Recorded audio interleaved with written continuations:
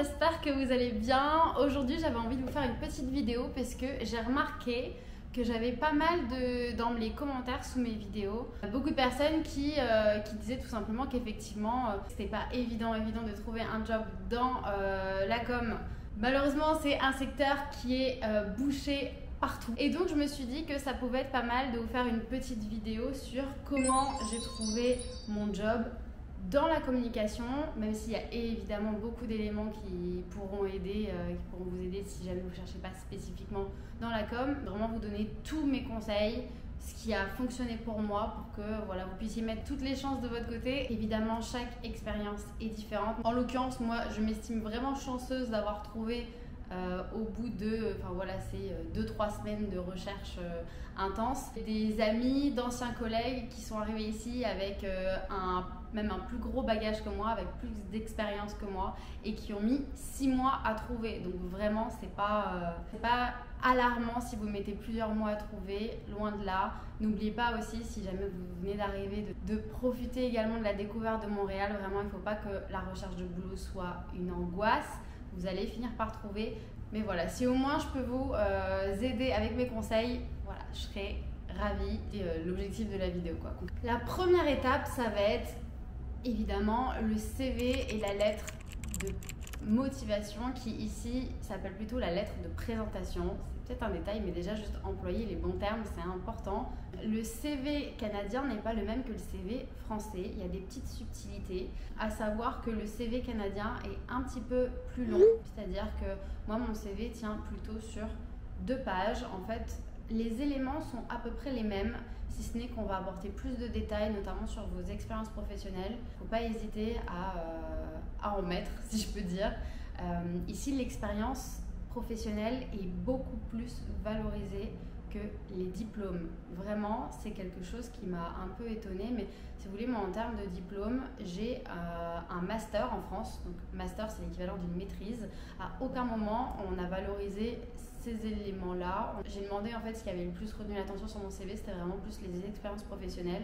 Donc finalement, le fait d'avoir fait de l'alternance, par exemple, était beaucoup plus valorisé que si juste d'avoir fait un bac plus 5, quoi, entre guillemets. Ça aussi, c'est quand même quelque chose d'assez important, même de manière générale. Les universités en Amérique du Nord sont beaucoup plus peuplées par les étrangers que par les Américains. Entre parenthèses, je m'explique. La majorité des gens ici, vraiment, après avoir obtenu leur bac, alors qu'il n'est pas le bac ici, je crois que c'est le DUC, c'est le diplôme qu'ils appellent ici en fait pré-universitaire. Et donc en fait, après l'obtention de ce diplôme-là, donc qui est l'équivalent du bac, il y en a beaucoup qui travaillent directement. Pas tous évidemment, mais dans certains secteurs évidemment on va vous demander une certaine équivalence de diplôme, notamment Charles en tant qu'infirmier, enfin dans tout ce qui est médical, c'est bien plus régulé, mais en l'occurrence dans les métiers de la communication, du marketing, etc., j'ai vraiment le sentiment que c'est les expériences professionnelles qui comptent beaucoup plus que le fait d'avoir fait beaucoup d'études. Ici on valorise aussi énormément tout ce qui est volontariat, c'est des choses qui sont assez appréciées aussi sur un CV. Il y a la question de la photo. En général, on a tendance à dire en Amérique du Nord, on ne met pas de photo sur un CV.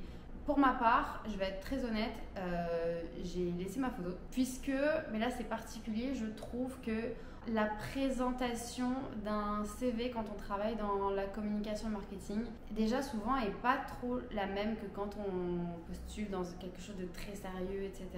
En général, je pense qu'on peut se permettre d'être un peu plus original dans son CV, justement parce qu'il y en a tellement que parfois pour sortir un peu du lot, il faut apporter une petite touche de personnalité à un CV et qu'on ait envie tout simplement d'en savoir plus sur vous. Et pour moi, ça passe aussi par la photo, justement, le fait qu'une photo soit très sérieuse ou le fait que la photo ait un fond particulier, etc., qui cadre bien avec votre CV et le domaine dans lequel vous voulez travailler. Donc moi, j'ai préféré la garder justement pour cet aspect personnalité. Voilà, si vraiment dans une certaine offre qui est marquée, que vous ne devez surtout pas mettre la photo, etc., ne la mettez pas. Souvent, on dit de ne pas la mettre pour des questions d'ordre de discrimination, etc. Bon, en plus, en tout cas, ça c'est vraiment un point que j'ai beaucoup trouvé ici au Canada. Toutes les offres dans lesquelles j'ai postulé, à chaque fois, ils étaient bien indiqués. Ils avaient vraiment une politique anti-discrimination, ne pas hésiter à valoriser, par exemple, si on était issu des populations autochtones ou ce genre de choses. Donc, il y avait vraiment une volonté d'inclusivité. Donc, dans tous les cas, je ne pense pas que ça aurait été un sujet avec ma photo. Bon, bref, je ne sais pas. En tout cas, voilà, moi je l'ai laissé et ça m'a pas pénalisé visiblement. Attention aux termes canadiens. Donc certes, je vous expliquais juste avant les termes canadiens par rapport aux études. Le baccalauréat au Québec, c'est l'équivalent d'une licence en France. Voilà, il faut bien se renseigner sur les termes pour les équivalences de diplôme. Mais il y a également tous les autres termes auxquels on ne pense pas forcément. Les anglicismes, attention, vraiment là, il faut tout mettre en français. Je dirais même par exemple, si vous avez de l'expérience en tant que freelance en France, freelance, ici ça ne se dit pas, ça se dit pigiste. Vraiment, regardez bien dans le détail les termes, les appellations pour les titres de poste, etc. C'est très important. Par exemple ici, chargé de communication, pourtant chargé de communication c'est un terme en français, ça se dit pas vraiment. Alors on va vous comprendre si vous dites chargé de communication. D'ailleurs parfois il y a certains titres de poste où j'ai vu passer chargé de communication, mais normalement, enfin l'appellation générale ici c'est plus agent de communication. On va plus facilement dire agent, agente que chargé. Enfin voilà, c'est important de se renseigner aussi sur tous ces petites subtilités là. Pensez à mettre votre numéro de téléphone canadien. Enfin ça paraît bête, mais je sais que moi j'avais commencé à postuler depuis la France et donc j'avais pas encore de numéro de téléphone canadien, et donc en attendant j'avais mis mon numéro de téléphone français en indiquant qu'éventuellement j'étais même disponible sur WhatsApp, etc. Donc mais vraiment dès que vous arrivez ici, dès que vous avez votre numéro de téléphone canadien, ajoutez-le tout de suite sur votre CV et dès que possible vraiment postulez avec votre numéro de téléphone canadien. C'est bête mais c'est le genre de détail hyper important. Ça peut vraiment freiner quelqu'un de voir un numéro de téléphone qui n'est pas local, ça peut faire peur. Donc voilà, pensez-y. Ensuite, ça, c'est quelque chose qui, à mon sens, est très important, mais qui demande beaucoup de travail, je le sais, mais il faut le faire. Pour moi, je pense que ça m'a beaucoup aidé aussi à me démarquer dans mes candidatures. À chaque fois, personnalisez vraiment votre CV avec le titre du poste pour lequel vous candidatez.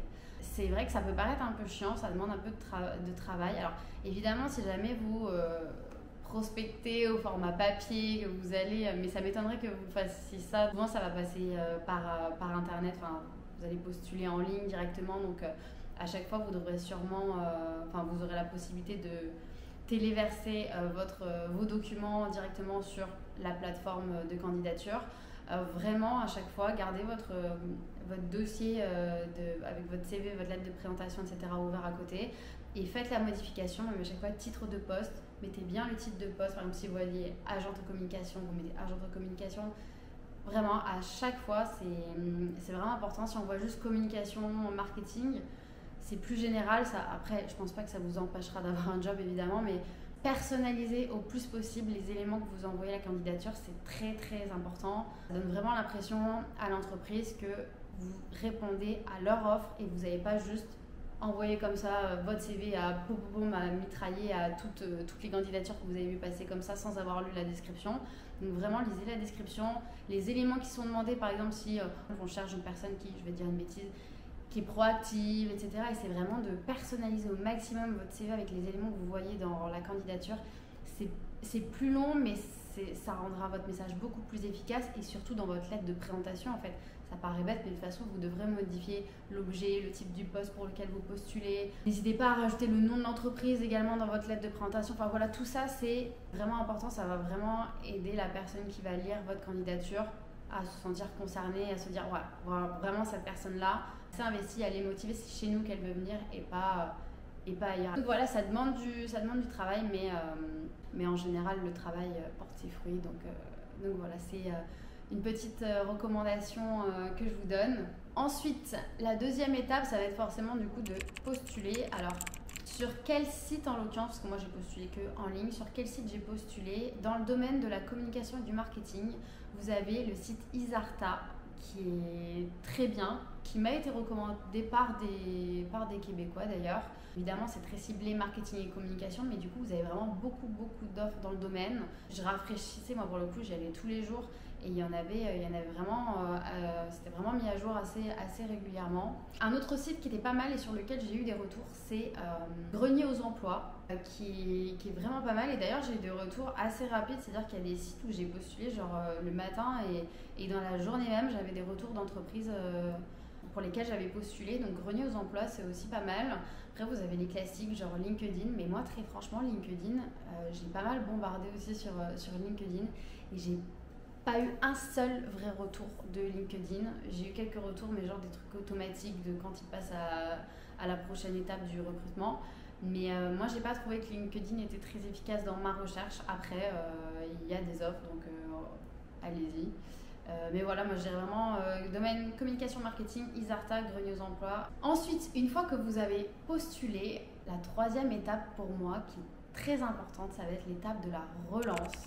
Alors je sais que c'est pas forcément évident parce que vous avez certains sites, notamment Isarta, où vous avez uploadé tous vos éléments, vous avez candidaté et après la plateforme sait que vous avez déjà postulé une fois, donc vous n'allez pas pouvoir repostuler et relancer via la plateforme. Cependant, souvent, dans les descriptifs de poste, vous avez par exemple une adresse mail, etc.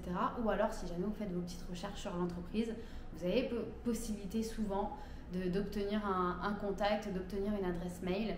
Et moi, souvent, je postulais 2 fois. Quand vraiment il y avait une offre qui m'intéressait, je postulais sur la plateforme, sur Isarta, et j'envoyais un mail avec ma candidature. J'expliquais que j'avais vu le poste et je me permettais de renvoyer ma candidature aussi pour... voilà, essayer de filouter un peu. Et surtout, si jamais j'avais eu ces adresses mail-là, je relançais, alors peut-être pas le lendemain, mais vraiment le surlendemain, enfin je relançais assez vite quand même et assez souvent. Et pour moi, c'est très important parce que ça montre aussi votre motivation, en fait, tout simplement. Il vaut mieux, je vais grossir le trait, mais il vaut mieux peut-être envoyer 10 candidatures à la même entreprise que faire 10 candidatures une fois et ne pas relancer et juste laisser couler le truc parce que vous allez être noyé dans la masse. Et franchement, moi, je vais être très honnête, on m'a jamais reproché d'avoir trop envoyé ma candidature ou d'avoir trop envoyé mon mail. Par contre, on m'a souvent dit que j'avais bien fait de relancer. Puisque, après, ça dépend aussi le type de boîte dans laquelle vous postulez, mais si vous postulez dans des agences de com, etc., souvent ils ont plein de projets, c'est pas forcément des grosses structures. Et puis parfois vous avez aussi des gens, c'est un peu des artistes, ils sont pas forcément bien organisés.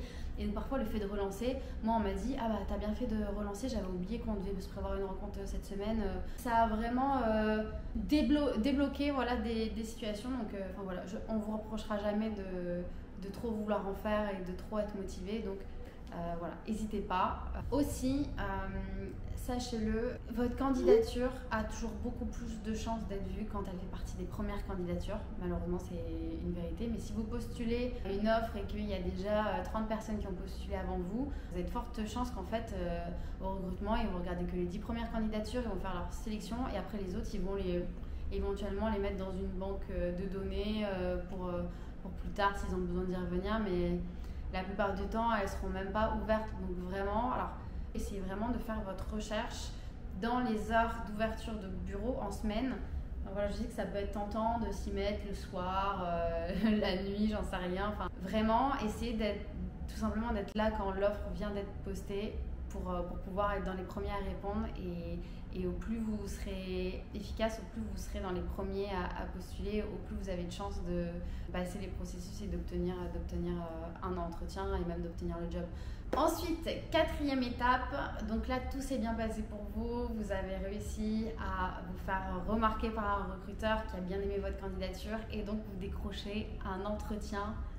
Wouhou! C'est déjà un très bon signe. Maintenant, voilà, c'est pas fini malheureusement, il faut encore convaincre la personne que vous aurez en face de vous. Et surtout, préparez-vous à passer des tests.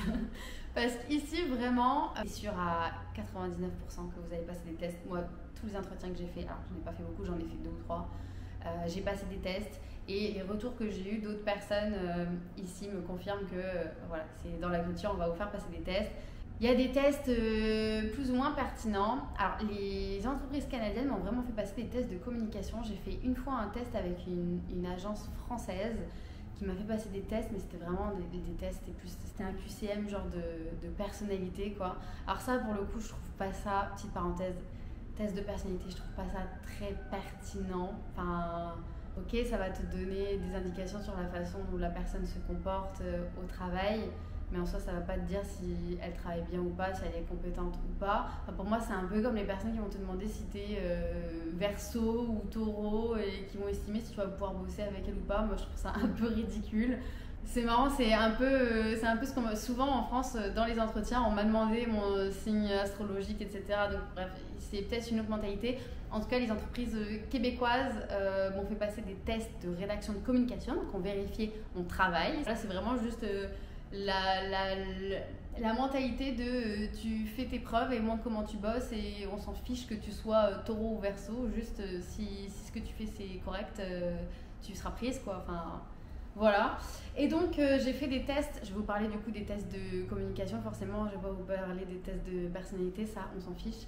Mais les tests de communication, alors là moi pour le coup j'en ai eu deux.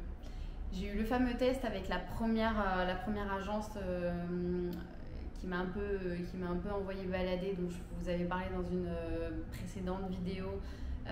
Qui là pour le coup le test n'était pas très cool parce que comme je vous ai dit ils m'ont fait un gros test avec plusieurs communications à réaliser en français, en anglais. J'ai bûché dessus toute la journée parce que j'ai vraiment fait un truc très quali.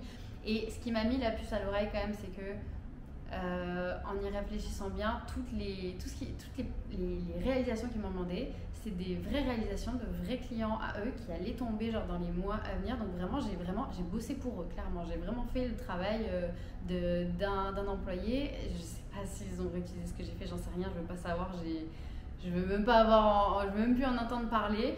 Par contre, l'entreprise dans laquelle je suis aujourd'hui m'a fait passer un test qui ressemble beaucoup plus à un vrai test de communication. On n'a pas fait faire des tonnes, on m'a fait faire une communication, une réalisation pour tester voilà, ma façon juste pour voir ce que j'étais capable de produire, quoi, tout simplement. Ça m'a pas pris une journée de travail, ça m'a pris quelques heures quand même. J'ai mis autant de qualité dans ce que j'ai sorti là que ce que j'avais sorti pour l'autre entreprise. Et là en plus la réalisation c'était quelque chose d'antérieur, enfin je sais qu'ils risquaient pas de me piquer mon travail ou quoi que ce soit, et effectivement ça s'est bien passé, j'étais prise par la suite. Mais vraiment en tout cas si vous êtes dans la communication comme moi, que vous travaillez par exemple je sais pas sur les réseaux sociaux etc, sur la création de contenu, sur le test que vous allez passer, parce que vous allez en passer, devrait à peu près ressembler à ça. Donc souvent on va vous mettre une petite condition, on va vous demander de faire une production, voilà, une petite réalisation, parfois avec un visuel, parfois par exemple c'est une publication type pour les réseaux sociaux, etc. Ou alors si jamais c'est plus dans l'événement, on va vous demander ce que vous auriez fait, etc. Ou alors par exemple un peu le process que vous auriez mis en place. Enfin, voilà, ça peut être ce genre de sujet-là. Moi en l'occurrence c'est ce que j'ai eu. Voilà, sachez-le, mais vous allez être testé, forcément, il faut faire vos preuves. C'est vraiment le pays de tu fais tes preuves, voilà, et si tu travailles bien, ça va bien se passer. Et du coup, ça m'amène un petit peu à vous parler de l'entrée en poste. Donc là, ça y est, vous avez passé toutes les étapes. On vous a annoncé la bonne nouvelle et donc vous allez commencer à travailler dans cette nouvelle entreprise. Ça peut être un peu différent. Si par exemple vous travaillez dans une entreprise française au Canada, ça ne va peut-être pas changer grand-chose de ce que vous avez connu en France. Moi, en l'occurrence, je suis dans une entreprise qui est québécoise. Et je travaille avec la grande majorité, on va dire 80% des collègues sont tous des Québécois. Donc j'ai découvert la façon de travailler, enfin je découvre toujours la façon de travailler à la québécoise, qui je trouve, et en tout cas moi par rapport à ce que j'ai connu en agence parisienne, etc., est beaucoup moins stressante. Ici, il y a énormément de process, tout est carré, il y a des procédures pour tout ce que tu fais. Mais tout est tellement carré que du coup, il y a assez peu de place à, on va dire, l'improvisation. Et même, par exemple, les demandes urgentes des clients ne sont jamais vraiment des demandes urgentes. Et il y a vraiment tout est fait, même le client est au courant pour que y ait des procédures, il y a des impératifs de durée pour sortir un travail qui est de qualité, etc. Mais du coup, comme tout est bien géré, il y a beaucoup moins de stress et j'avoue que c'est assez agréable de travailler dans ces conditions-là. Les horaires de travail sont un peu différentes. Moi, je travaille, je fais 37h05 par semaine, je crois. Bon, moi, comme je vous ai dit, je suis en télétravail, donc c'est peut-être aussi un peu particulier. J'ai beaucoup plus de flexibilité dans la manière avec laquelle je gère mes horaires. Moi, par exemple, en ce moment, je bosse un peu plus la semaine et je prends mes vendredis après-midi. Donc, voilà, tout le monde ne peut pas non plus faire ça. Mais en tout cas, flexibilité d'horaire, confiance. Alors, j'ai quand même l'impression qu'on travaille un peu plus tôt ici. C'est-à-dire qu'ici, les horaires de travail, même en général, c'est plutôt du 8h30, 17h. Ce qui est un peu le cas aussi en France. Il y a beaucoup d'entreprises qui bossent, on va dire, voilà, 9-17h. Mais moi, ce que j'ai connu, notamment à Paris, c'était un peu plus tard. C'est-à-dire que clairement, n'essaie même pas d'appeler qui que ce soit avant 10h du matin. Personne ne va décrocher. Mais par contre, à 19h, les gens sont encore au bureau. Donc après, je ne sais pas si c'est très propre à Paris ou si c'est le cas ailleurs. Mais j'ai l'impression quand même que de manière générale, ici, les journées commencent un peu plus tôt et finissent un peu plus tôt. Sinon, juste pour faire une petite parenthèse aussi sur les éléments qu'on m'a demandé du coup pour travailler, il m'a fallu du coup mon fameux NAS, donc mon numéro d'assuré social ou numéro d'assurance sociale, je sais pas, mais bref, le NAS et un compte bancaire au Canada qu'on avait déjà ouvert avec du coup un spécimen chèque qui est l'équivalent de votre RIB ici. C'est vraiment les deux éléments qu'on m'a demandé pour, en tout cas pour signer mon contrat de travail. Moi, en plus, j'ai une entrée en poste un peu particulière parce que comme je suis en télétravail, j'ai tout reçu, c'est-à-dire qu'on m'a commandé mon matériel, mon ordinateur, etc. J'ai tout reçu à la maison. J'ai reçu une welcome box, c'est tellement américain, mais voilà, une petite box avec toutes les informations, avec voilà, des petites informations sur l'entreprise, sur comment on se passe les premières semaines. J'ai eu des petits cadeaux, ouais, des petits goodies un peu au nom de l'entreprise, des surligneurs, des post-it. Enfin, du coup, c'est vrai que ça fait une entrée en poste un peu particulière parce que bah, je ne suis pas en physique dans des bureaux d'entreprise, même si j'ai eu de la chance parce que moi, la première semaine, on s'est rencontrés avec une partie de mes collègues. Mais voilà, c'était rigolo parce que là, pour le coup, c'était complètement nouveau. Moi, de travailler 100% en télétravail depuis chez moi, je n'avais jamais connu ça avant, donc c'était un peu particulier. Mais en tout cas, si vous postulez dans la com ici, vous allez voir des jobs télétravail 100%, ou en tout cas télétravail partiel. Il y en a vraiment beaucoup. Mais vraiment, je crois que pratiquement toutes les offres auxquelles j'ai postulé, il y avait du télétravail vraiment à minima 2-3 fois par semaine dans le contrat de travail, quoi. Donc c'est vraiment quelque chose de très ancré ici. Je vais faire une autre petite parenthèse aussi quand même sur un des aspects qui nous a aussi poussé à venir au Canada tout simplement, qui est la qualité de vie et le salaire.